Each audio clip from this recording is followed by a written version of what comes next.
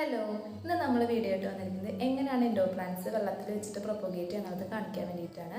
മുന്നേ ഞാൻ കുറച്ച് പ്ലാന്റ്സ് വെള്ളത്തിൽ വെച്ച് പ്രൊപ്പഗേറ്റ് ചെയ്യാനായിട്ട് നോക്കിയിട്ടുണ്ടായിരുന്നു.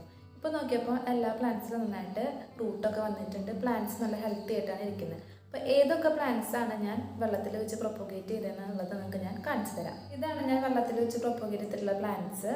ഇതിലൊരു 5 പ്ലാന്റ്സ് ഉണ്ട്. ഇതിൽ ഞാൻ ഓരോന്നായിട്ട് നിങ്ങൾക്ക് എടുത്ത് കാണിച്ചു തരാം. ഞാൻ കാണിക്കുന്നത് ഈ ഒരു മൊണസ്റ്റയുടെ ഒരു പ്ലാന്റ് ആണ്. ഈ മൊണസ്റ്റയുടെ പ്ലാന്റ് ഇതൊരു വൈൽഡ് വെറൈറ്റി ആണ്. വയ്ക്കുന്ന സമയത്ത് ഇതിലുണ്ടായിരുന്ന റൂട്ടുകളാണ് ഈ റൂട്ടുകളെല്ലാം.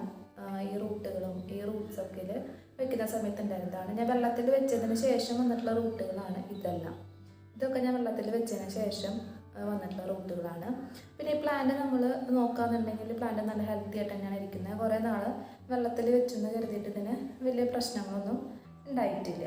അടുത്തത് കാണിക്കുന്നത് ഈ ഒരു പെപ്പറോമിയയുടെ ഒരു പ്ലാന്റ് ആണ്. പെപ്പറോമിയ ഒപ്റ്റോസിഫോളിയ അല്ലെങ്കിൽ നമ്മൾ ബേബി റബ്ബർ പ്ലാന്റ് എന്ന് പറയുന്ന ഈ ഒരു പ്ലാന്റ്. ഈ പ്ലാന്റിൻ്റെ സ്റ്റെമ്മും ഞാൻ എടുത്തിട്ടുണ്ടായിരുന്നു. അതേപോലെ തന്നെ ഒരു ലീഫും എടുത്തിട്ടുണ്ടായിരുന്നു. അപ്പോൾ ലീഫിലാണെങ്കിലും സ്റ്റെമ്മിലാണെങ്കിലും നല്ല രീതിക്ക് തന്നെ റൂട്ട് വന്നിട്ടുണ്ട്. ലീഫിലും റൂട്ട് വന്നിട്ടുണ്ട്, സ്റ്റെമ്മിലും ആണെങ്കിൽ നമുക്കിവിടെ റൂട്ട് വന്നത് കാണാൻ പറ്റും. നമ്മൾ നോക്കുകയാണെങ്കിൽ കാണാൻ പറ്റും ഈ ഒരു ലീഫ് വരുന്ന ആ ഒരു ഭാഗത്താണ് ഇതിൻ്റെ റൂട്ട് വന്നിട്ടുള്ളത്. അപ്പോൾ ഈ ഒരു പ്ലാന്റ് നമുക്ക് വാട്ടറിൽ വെച്ച് പ്രൊപ്പഗേറ്റ് ചെയ്യാൻ പറ്റുന്ന ഒരു പ്ലാന്റ് ആണ്. ഈ പ്ലാന്റും അത്യാവശ്യം നല്ല ഹെൽത്തി ആയിട്ട് തന്നെയാണ് ഇരിക്കുന്നത്. അടുത്തതായിട്ട് കാണിക്കുന്നത് ഈ ഒരു സിങ്കോണിയം പ്ലാന്റ്സ് ആണ്. സിങ്കോണിയം നമുക്ക് വാട്ടറിൽ വെച്ച് പ്രൊപ്പഗേറ്റ് ചെയ്യാൻ പറ്റുന്ന ഒരു പ്ലാന്റ് ആണ്. ഇത് അത്യാവശ്യം നന്നായിട്ട് തന്നെ റൂട്ട് വന്നിട്ടുണ്ട്. അതേപോലെ നല്ല ഹെൽത്തി ആയിട്ടിരിക്കുന്നൊരു പ്ലാന്റിനാണ് ഈ ഒരു സിങ്കോണിയം.